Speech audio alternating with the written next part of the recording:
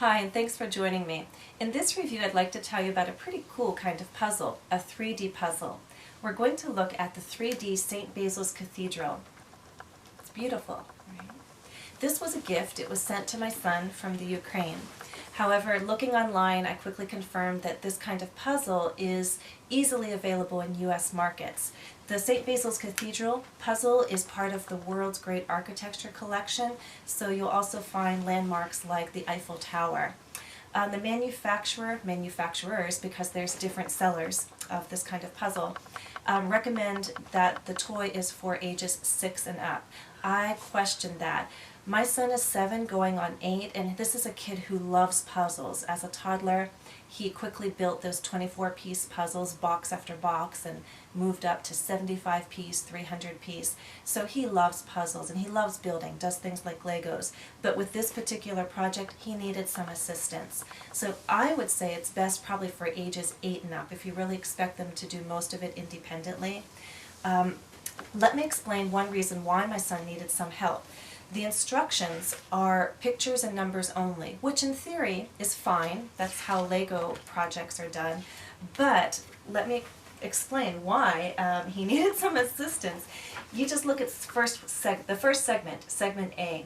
You need pieces that are numbered 12, 13, 120, 121, 76, 118, 69, 80, 117, and 116. The numbers seem completely random. When you open up the box, which is about like this big, you have these sheets of paper and foam board, and you push the pieces out and then you start assembling it. There's like 173, I think 173 pieces. And you can imagine, with such random numbers, it's easy to get off track and choose the wrong piece. Then you have to go back and figure out when did you mess up and start correcting your steps. So sometimes he chose the wrong pieces because of the numbering.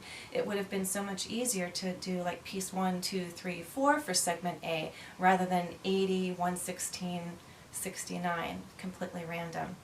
But overall, I mean, look at the final product. It's beautiful. It's also nice, it's lightweight. The material, as I said, is paper and foam board. You don't need glue, you don't need tape, in theory, but if you look closely at ours, you will see some tape. Why? Because you're supposed to insert these tabs into a hole, and for the most part they do stick, but in St. Basil's Cathedral there are 9 onion domes, and at the very top, it's like around here, you can't see the tape, but I can, these small pieces of foam board would just pop off, they wouldn't hold, so we did end up using a little bit of tape. I still think it's lovely, but look online for a good price. These things range from like $15 some on up through $60. Because we're not talking wood, we're talking paper and foam board, I don't think it's a $60 toy. I think you will get your money's worth if you're paying around $20 or less. I think that's a really good deal. And it is beautiful, it's educational. The kids are learning about the world's great architecture. And they also can read some background information. In the instruction manual, they have the history of St. Basil's Cathedral, why it was built and the symbolism of all the different features.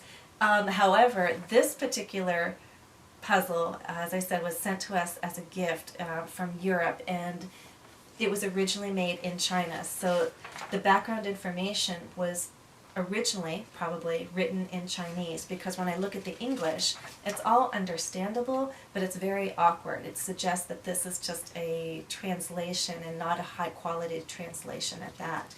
But it is nice that they include that information and pictures of St. Basil's Cathedral, so the children can appreciate, their model and compare it to a photograph. It is educational, it's fun, but I don't think it's worth $60. I will give it thumbs up because I thought my son was engaged. He took a lot of pride in seeing it completed, and I love looking at it. I'm just not sure if we do one more where we're going to put all of these. But still, it's beautiful to look at, and I know that he enjoyed it, but did need some assistance to see it through to the end.